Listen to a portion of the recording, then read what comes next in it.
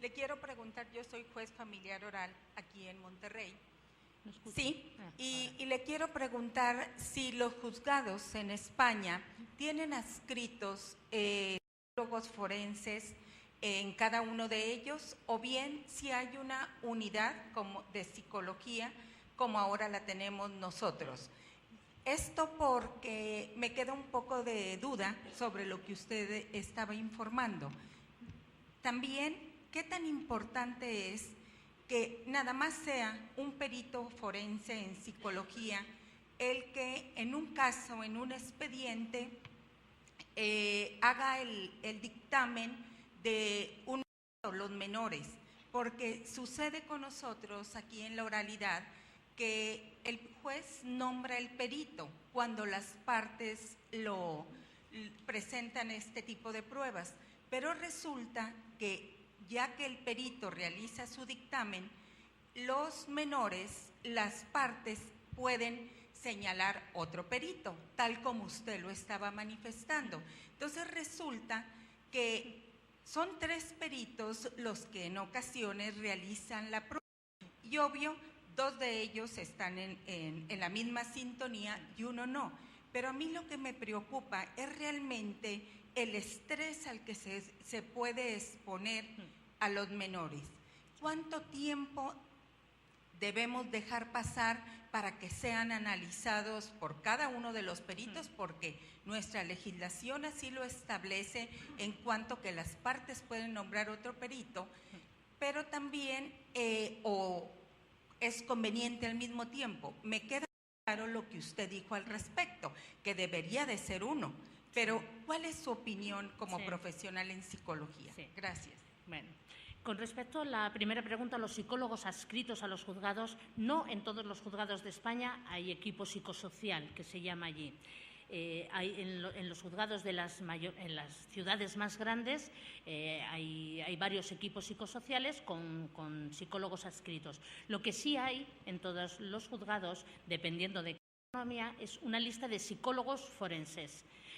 Son psicólogos, una lista que está entregada por el Colegio de Psicólogos, en la cual se acredita la formación y la competencia y experiencia de los peritos que están en esa lista, que se entrega anualmente en los juzgados.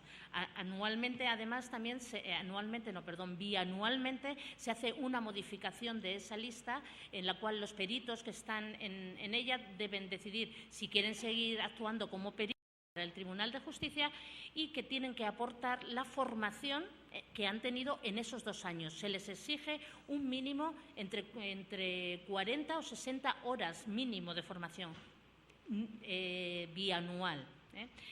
Por lo tanto, como digo, no todos los juzgados tienen. Los juzgados pueden solicitar al equipo psicosocial de otro juzgado que actúen ante algún asunto, ¿no?, judicial.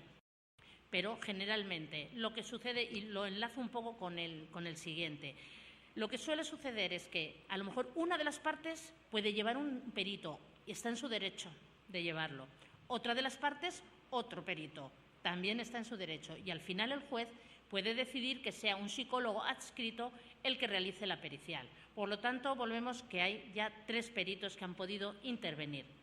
Eso verdaderamente es un problema y creo que como norma ética tenemos, si una de las partes interviene, sea nombrado por el padre o por la madre, se tiene que poner en contacto obligatoriamente con la otra parte. Y no puede ver a los menores sin la autorización e información a la otra parte. Si ese perito ya ha actuado, y si verdaderamente la otra parte ha dado el permiso, ya no cabe otra intervención. El mismo profesional que va a intervenir, si ese niño ya ha sido evaluado, tú no puedes volverlo a evaluar otra vez. Pero el problema es que generalmente no dan permiso la otra parte. Es decir, si a mí me nombran de forma privada, por ejemplo, un progenitor, y yo tengo que ver a los niños, me pongo en contacto con la otra parte. Si no me contesta, pues dejas un lapsus de tiempo de 5, 15 días y entonces puedes ver a los menores, porque los progenitores, cuando se separan, no pierden la patria potestad. No, a lo mejor no tienen la guardia y custodia en ese momento, pero la patria potestad es lo que les da el derecho de poder decidir a dónde, si pueden llevar a sus hijos a un psicólogo, al médico, a qué colegio. Eso es la patria potestad. Por lo tanto, es conjunta, es compartida.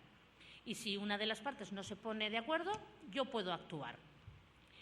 Pero si la otra parte hace lo mismo y se pone en contacto con el otro progenitor, que es lo que suele suceder, no dan el permiso generalmente, tú tienes que hacerlo constar en tu informe y hacer valer lo que decía, las limitaciones de tu informe. Si no has visto a la otra parte o no has visto incluso a los niños, porque hay veces que te mandan un burofax, que es lo que ahora se considera legalmente como respuesta, en el cual no dan la autorización, yo lo digo, no lo puedo hacer. Yo por lo menos no lo hago. No voy a decir que haya otros que lo puedan hacer. El tiempo entre informes, hay que dejar un tiempo prudencial. Yo no puedo estar pasando a una persona una prueba y a los 2 días que se la pase otro compañero. Entonces, a la hora de tú hacer una valoración, si ha sido nombrado alguien, por ejemplo, del juzgado, tiene que saber qué pruebas se han pasado, porque si no, no tienen ninguna validez, porque pueden aprender a hacerlo. Eso está un poco en nuestra implicación como psicólogos, el tener muchísimo cuidado de no pasar pruebas sin ton ni son, o sea, continuamente pasando pruebas y menos sin haber dejado un tiempo prudencial. Tenemos una serie de instrumentos bastante amplios. Si estamos haciendo una valoración y esta prueba ya ha sido pasada hace, por ejemplo, pues podemos pasar otra prueba para hacer una valoración. De todas formas, yo creo que lo más aséptico es, en estos casos, es que el juzgado nombre un perito del turno que pueda ver a la unidad familiar. Y eso es lo que yo siempre solicito. Incluso cuando me nombran de parte, a las partes le digo, lo mejor es que pidas en el juzgado un perito. Puede que no sea yo, será otro compañero, pero es lo más aséptico y es lo que nosotros mismos tenemos que recomendar. Buenos días. A mí me ha tocado ver en casos que he evaluado situaciones de depósitos de menores que se han dado a raíz de un dictamen pericial, por decirlo de alguna forma, en las que se presupone una situación de riesgo de maltrato presente en los menores. Y en base a eso, incluso psicólogos privados que no están adscritos a alguna organización o algún sistema judicial, etcétera. Y me ha tocado, por casos que he evaluado, de menores que son separados a causa del conflicto entre los padres, que después en el camino y en el proceso de evaluación se detecta que pues más bien es a raíz del conflicto y no precisamente porque los menores estén en una situación de riesgo. Y bueno, ya ahí ya se complicó la situación. Ya los niños, por ejemplo, ya fueron separados, empieza también ahí una situación de ya no permitir al otro que vea a los hijos y se hace una bola de nieve tremenda que ya complica más las cosas. Y esto lo quiero hilar, porque en alguna ocasión en una clase de psicología forense con un perito local muy reconocido, me dijo que no podíamos, ningún psicólogo, negarnos a hacer una evaluación o algún peritaje forense porque el simple hecho de ser psicólogos nos obligaba a hacerlo si una autoridad me lo pedía. Entonces, yo estoy escuchando y por mi experiencia yo sé que puede ser así, que se requiere la preparación y la ética y las habilidades profesionales y personales para hacerlo, ¿sí? Pero me ha tocado verlo en nuestro sistema judicial, me ha tocado evaluar a esas familias y darme cuenta que a raíz de ese tipo de peritajes, con ese tipo de psicólogos, con el debido respeto, se han tomado ese tipo de decisiones. Y mi pregunta es entonces, cualquier psicólogo, por ser psicólogo, nada más, conozco la respuesta, pero nada más quiero nada más que la experta me lo regrese. ¿Realmente se puede hacer así? ¿Realmente en base a una prueba o en un peritaje de ese tipo se pueden considerar medidas para tomar decisiones con menores? Lo que me estás diciendo es muy peligroso, muchísimo. Es muy peligroso. Primero, lo que decías, ¿cualquier psicólogo? No. Estamos hablando que estamos en el ámbito forense, por lo tanto, tiene que tener formación y conocimientos sobre lo que tenemos en la mano. Si me estás hablando de que llega cualquier informe en el cual puede decir que hay un daño de maltrato y demás, eso tiene que ir, por ejemplo, en nuestro caso, eso va directamente a la clínica médico-forense, que es donde hacen la valoración si verdaderamente ha habido abuso o maltrato hacia ese menor. Vengan los informes de parte, pero tomar medidas con un informe de parte me parece un poco arriesgado. Ahora, sí que hay que protegerlos, pero estamos encontrando muchísimos casos, de hecho es una de las tácticas que se utilizan en el síndrome de alienación parental o en la alienación parental, que es presentar denuncias o presentar informes hechos por algunos profesionales de algún tipo de abuso, negligencia de cualquier tipo, con lo cual, cuando el juez recibe ese informe, tiene que tomar las medidas de protección del menor y se le aparta fulminantemente del progenitor que supuestamente le está causando el daño, lo cual también es muy peligroso, pero tampoco lo que no podemos permitir es que corramos el riesgo, porque sabemos que hay muchísimos casos que verdaderamente hay menores que están sufriendo esos abusos. Entonces, tienen que protegerlo, pero eso tiene que ser una valoración inmediata.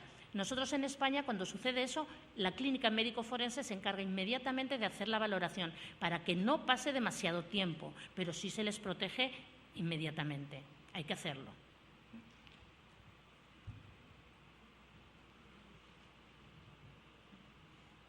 ¿No? ¿Sí se oye? Sí.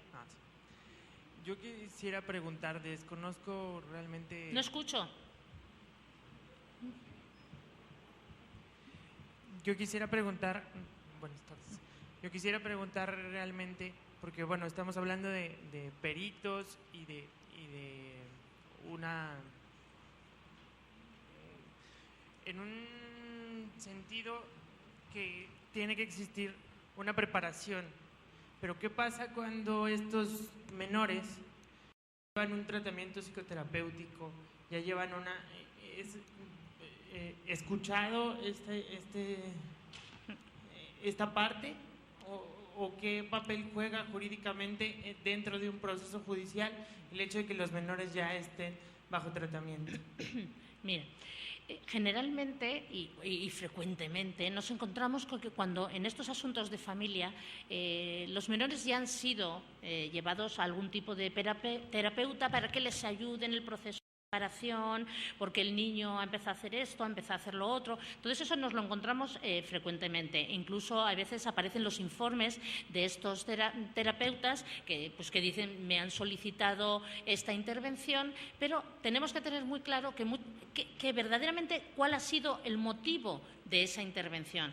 Si verdaderamente los niños han vivido un conflicto familiar muy grave y están teniendo efectos, les llevan al terapeuta para ayudarles superar ese proceso de separación y los efectos que le está provocando.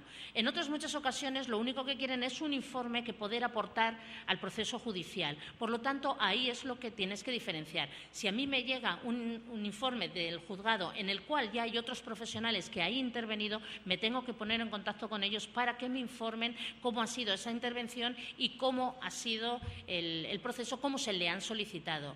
Te sorprenderías muchas veces lo que a veces te cuentan diciendo es que me han presionado muchísimo para que haga este informe, lo presente, me ha presionado muchísimo. Muchas veces algunos lo hacen, no sé, bueno, necesitan trabajar y eso ya es un poco una cuestión de ética, pero sí hay que tenerlos en cuenta.